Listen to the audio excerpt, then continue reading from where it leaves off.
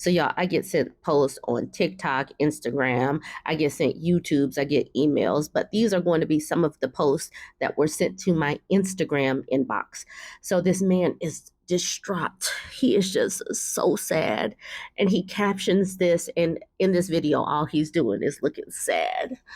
Women refuse to date me when they find out I'm 45. They say I'm old. Does anyone find me attractive? Oh, won't anyone think of the olds? Now, when I see these types of posts, I just laugh because number one, I just feel like they're just simply fishing for, yes, you're attractive, king. I'll date you. That's what I simply think that they're doing. But these men, if this is serious, I don't know if he's serious or not, just seem to be looking for women that are the age that their daughter would be. They're looking for 20 some odd year olds or whatever. And yes, you are old to a 20-year-old. You are probably not going to be old to a woman that is in her 40s. So date age appropriately. Okay, some of the comments. AG says, stop asking women who are too young for you out on dates. Scooter says, I mean, if you're going after 20-year-olds, yeah, they're allowed to say that. Fun Granny says, date women closer to your age. Aphrodisiac says, he was definitely looking for 20-year-old girls.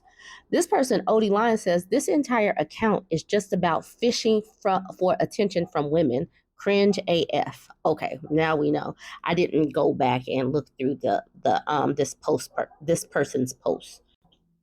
Cassandra says, date a 45-year-old woman. They won't think you're old. Don't be so depressing. Women want happy, confident, trustworthy men. So she's trying to be helpful. Vita Veganista says, because you're going after 18 to 21-year-olds?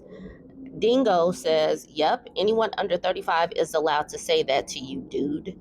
May says, try asking women mid-30s and over. A 21-year-old thinks a man who is 5 years older is an older man.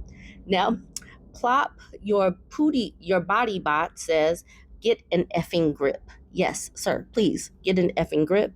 And like Mine Yi Thomas says, have you tried women your own age? Hold up, yo. But at the bottom, the Phoenix Summer says, gay guys will date you. So there's some advice for this person. Date your own age. And at the bottom, gay guys will date you. This post got the men in their feelings. So they got this video with Miss Rachel. She's singing a song talking about use your eyes and saying, pointing to their eyes. But the caption that this woman used saying, when I asked my husband to help around the house and he asked, what do you need me to do? And then Rachel says, here are your eyes. Something. Okay, I'll let Miss Rachel sing the song, not me. But as you can see, this has 8,100 comments.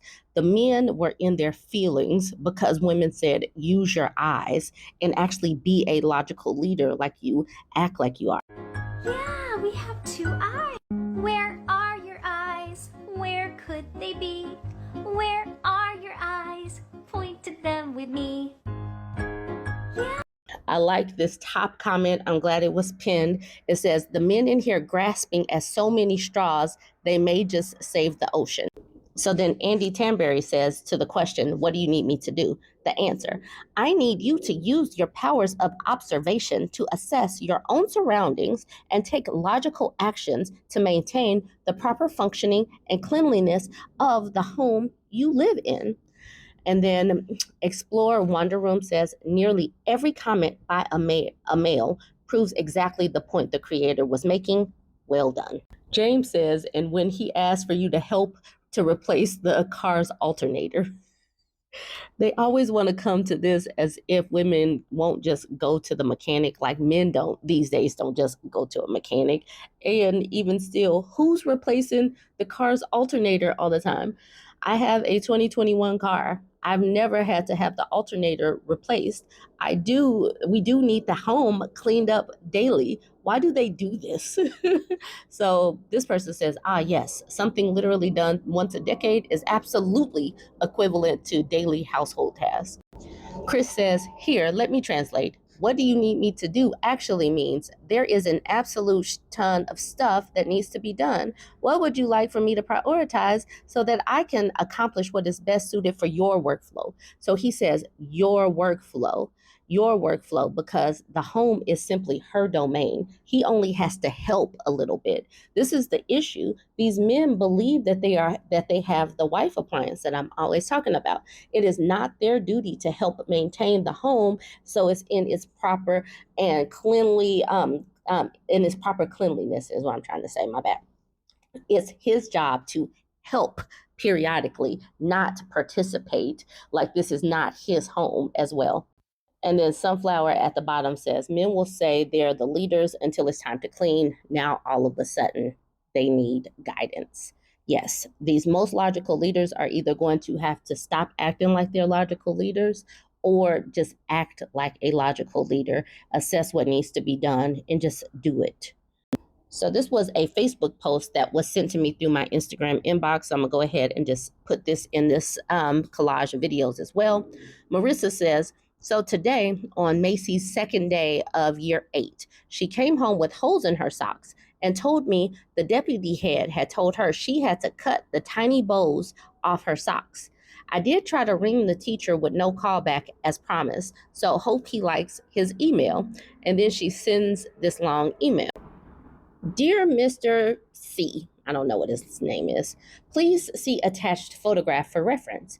I just wanted to take a moment to express my deepest appreciation for the life-altering guidance you've provided my daughter with today. Who knew something as insignificant as bows on her socks could cause such educational disruption? Clearly, I was misguided in thinking her focus should be on, I don't know, actual learning.